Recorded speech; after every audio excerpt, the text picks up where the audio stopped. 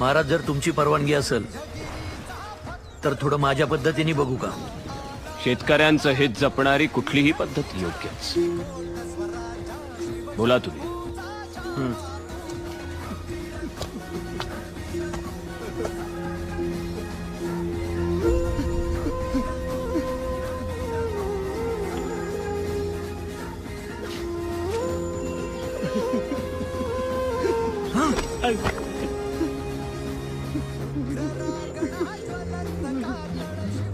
शेतीसाठी ह्याच्याकडून जे कर्ज घेतलं होतंस त्याचं काय केलंस तू? हात जोडू नकोस.